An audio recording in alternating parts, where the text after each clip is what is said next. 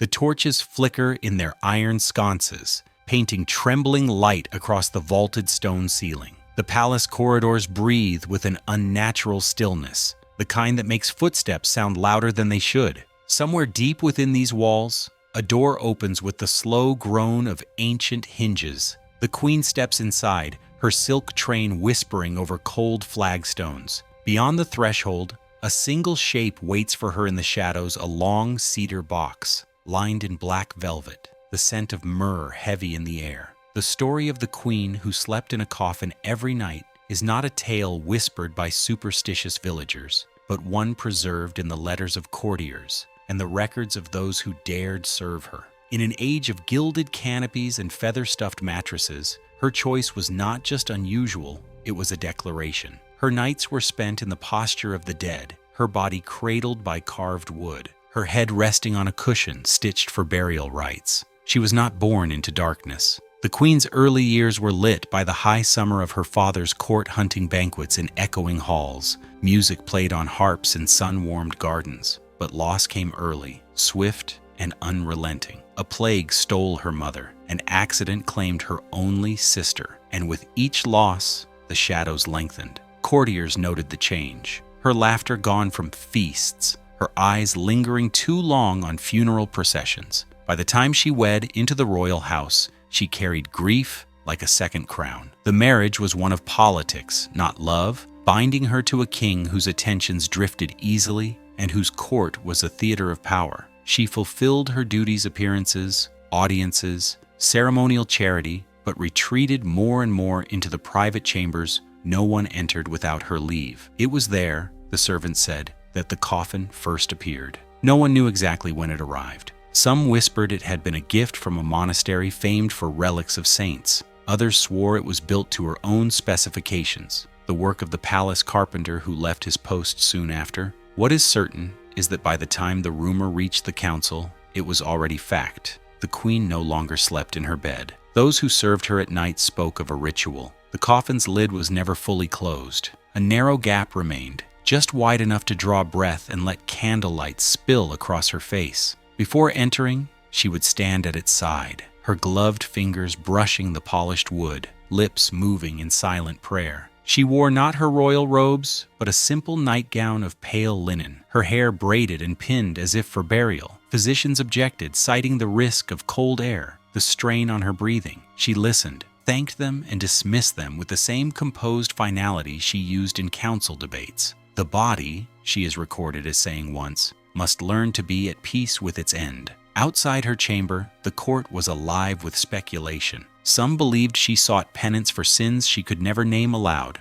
Others thought she courted sainthood, imitating holy ascetics who slept on stone or nails. A few whispered of darker influences, that she had fallen under the counsel of a confessor who spoke more of death than salvation, or that she was haunted by a particular dream that never left her. In the rare moments she appeared in public, her presence only deepened the mystery. She was pale, but not sickly. Her eyes were dark pools that held the gaze a fraction longer than comfort allowed. At the Feast of All Souls, she walked in the funeral procession, not as a mourner, but as if she herself were one of the departed being honored. Scholars today still debate whether her practice was entirely her own will, or whether a convergence of grief, religious conviction, and political isolation drew her toward the coffin. The few personal letters that survive reveal no explanation, only a tone of calm inevitability. In the coffin, I am neither queen, nor widow, nor child. I am what I will be, and I am unafraid. The king, curiously, neither forbade nor encouraged her nightly burial. Some suspect he saw it as harmless eccentricity. Others suggest he considered it a private penance that kept her from interfering in matters of state. Whatever his reasoning, her vigil continued night after night, year after year, until it was no longer an oddity, but an unspoken fact of her reign. And so, the Queen of Shadows passed her nights in the silence of the grave, waking each dawn to resume the pageantry of life, carrying with her the faint fragrance of cedar and myrrh. Few understood that for her, the line between life and death was already thinning, and soon, the palace would feel it too.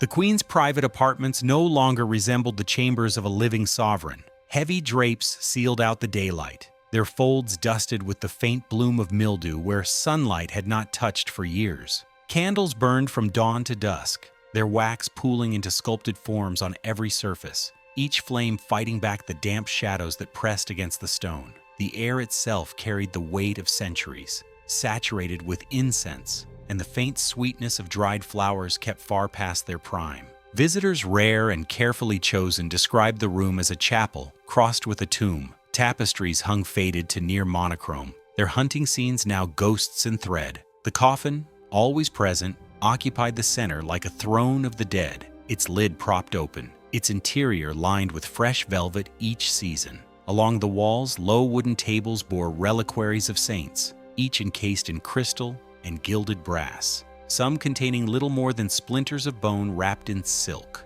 The servants who worked there moved in whispers. A maid once confided, years later, that the queen seemed to hear sound differently in those rooms, as if loud voices were an intrusion into the order she maintained. She expected every motion to be deliberate, every object returned exactly to its place, every candle lit in a prescribed sequence. When illness swept the lower city one winter, the queen requested that no fresh flowers be brought to her chambers. Instead, she filled the room with preserved blooms, their brittle petals dipped in beeswax to lock away the scent of decay. Physicians suggested the air was heavy and unfit to breathe for long hours, but the queen dismissed the concern with her quiet, unfaltering tone. All air is borrowed from the grave. Her attendants began to notice changes not only in her surroundings, but in the way she carried herself. She moved more slowly now, her voice softened to a near monotone. Her fingers lingered on the coffin's polished edge, as though testing its familiarity. On certain nights,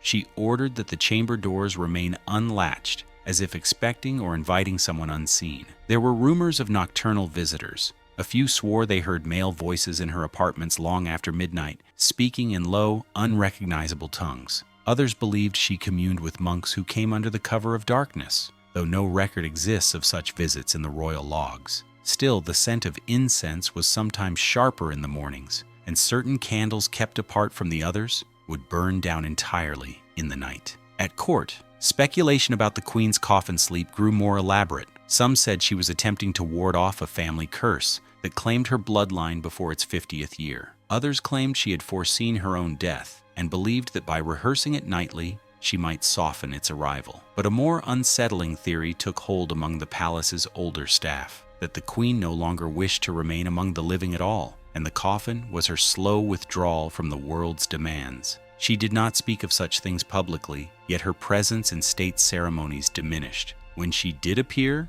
it was as if she carried her mausoleum with her draped in somber colors, her jewels muted, her smile a brief, polite shadow. The king, by then aging and preoccupied with securing his line, neither pressed her into greater visibility nor sought to end her unusual habit. One incident, however, unsettled the court more than any whispered theory. On the feast of St. Bartholomew, the queen invited a small circle of noblewomen to her private chambers after Vespers. The guests expected wine, music, perhaps a reading of poetry. Instead, they found the coffin lid fully closed. The queen stood beside it, her hand resting lightly on the polished cedar, and told them a parable about a saint who lay in his own grave for 3 nights to conquer fear. When she finished, she lifted the lid and stepped inside, her gown pooling around her like water. She lay still, eyes closed, for the length of an entire psalm before rising without a word. The guests left pale and silent, none willing to speak of it in public. Scholars still debate the purpose of that evening, whether it was an act of devotion, a lesson in mortality, or an unspoken challenge to those who might judge her. But after that night, the queen's chambers became even more secluded. Curtains remained drawn even in the high festivals of spring. The muffled sound of her coffin lid opening and closing became as regular as the tolling of the palace bells. What none of them knew was that her private vigil was no longer only an act of will. Something unseen was beginning to claim her slowly, inexorably, and the walls of her mausoleum palace were closing in. The change began as a whisper in her body, a heaviness in her limbs, a slow ache in the bones that even the warmth of her cedar-lined coffin could not ease. By winter's end, the queen moved with the measured caution of one conserving her strength. Servants observed how she no longer descended the grand staircase unaided, preferring the narrow, torch-lit servants' stairs where the air was still and close. The physicians were summoned in greater frequency now. They noted her pallor, the thinning of her frame, and the peculiar chill that seemed to emanate from her skin even in heated rooms. Some diagnosed a wasting fever, others an imbalance of humors, but no tincture or draught could draw the sickness from her. When asked if she wished the coffin removed, she refused without hesitation. "It is my place of rest," she told them, "and soon my place of peace." Grief had settled in her like a second illness. A stillborn child years before had marked the end of her hope for an heir, and with it, much of her purpose at court. Those who had known her in her youth recalled a queen capable of fierce loyalty and unexpected tenderness, but those qualities now surfaced rarely, if at all. Even the king, in his more vulnerable moments, seemed ill at ease in her presence, as though her coffin sleep was a constant reminder of mortality in a court that clung to pageantry and denial. In the dim light of her chambers, she surrounded herself with mementos of those she had lost: a ring from her mother's dowry, a lock of her sister's hair sealed in a glass locket, and the small embroidered blanket meant for the child who never drew breath. These objects lay within reach of the coffin, as if she wished to take them with her when the final night came. One account from a lady-in-waiting, preserved in the margins of a devotional manuscript, speaks of a strange occurrence. Waking in the deep hours of night to find the queen sitting upright in her coffin, eyes open, lips moving in silence. The candlelight caught her face,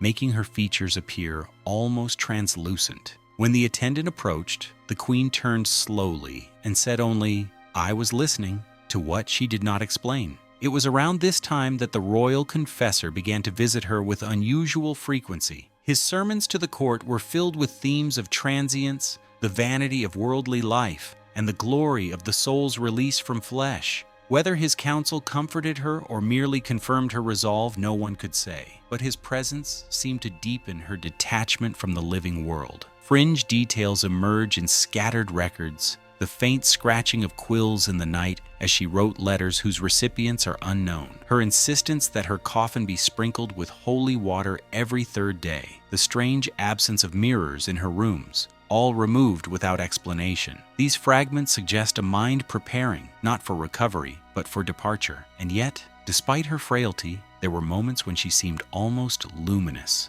On certain feast days, she would emerge robed in deep crimson or morning black, her crown placed at a deliberate angle, her steps unhurried but unshaken. In those moments, courtiers whispered that she looked less like a dying woman than a monarch already immortalized, a figure carved from legend, walking among the living as a final courtesy. Mystery clings to the precise nature of her illness. Modern scholars, examining descriptions from her physician's notes, speculate everything from tuberculosis to a slow malignancy, but nothing is certain. All that is clear is that her nights in the coffin were no longer ritual alone, they were necessity. She found comfort there when no position in a bed could ease her pain. The scent of cedar and myrrh masked the harsher odors of sickness, and the enclosed space seemed to shelter her from the restless movements of the palace beyond her door. By the close of that year, she spoke rarely in council and received even her most trusted ladies only in the hours before dusk. Her health ebbed with the shortening of the days, and whispers grew that the queen might not see the spring. Still, she maintained her vigil. Even as her strength failed,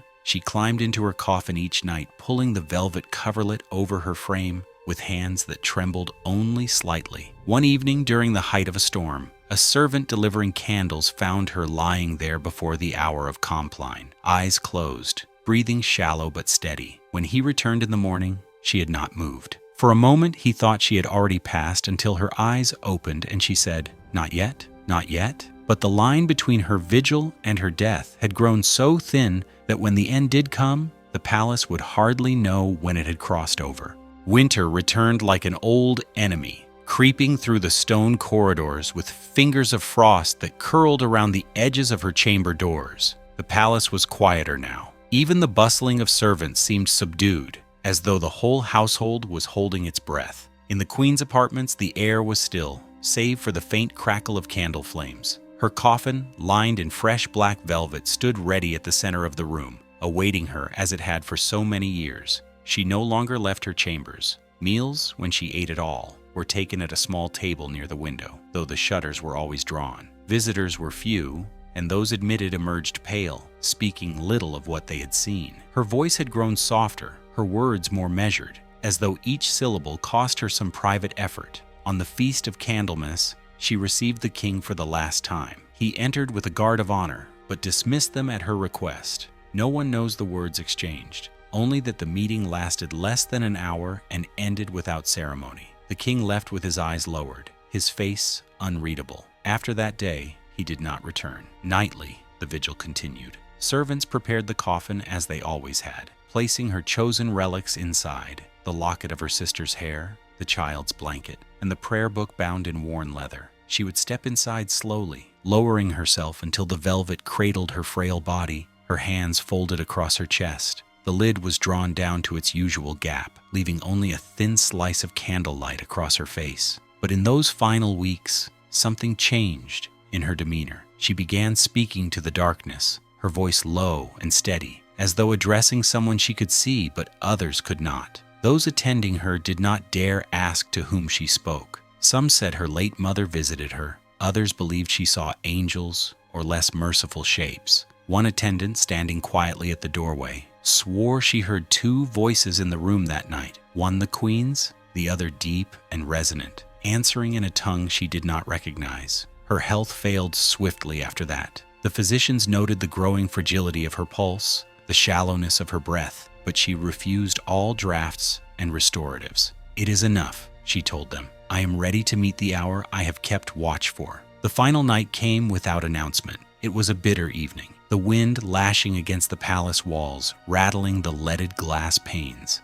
The queen insisted on preparing herself without assistance. When the chief attendant entered at dawn, she found the coffin lid closed entirely for the first time. No gap for air, no candlelight within. Summoning her courage, the attendant lifted the lid. The queen lay as if carved from marble, her face serene, her hands still folded over the locket. The faint fragrance of cedar and myrrh rose from the velvet, masking the cold truth beneath. The palace bells tolled soon after, their sound rolling over the city like a slow wave. The coffin remained in her chambers for 3 days, the candles burning without cease. Courtiers filed past in silence, their footsteps muffled by the thick carpets, their eyes drawn inevitably to her stillness. Some bowed, some crossed themselves, and a few turned away quickly, as though her presence, even in death, stirred something they could not bear to name. When at last the funeral procession began, the coffin was lifted onto a bier draped in black cloth and carried through the frost-bound streets to the royal crypt. Yet even then a final mystery clung to her. The attendants who bore her swore the coffin felt far lighter than they expected,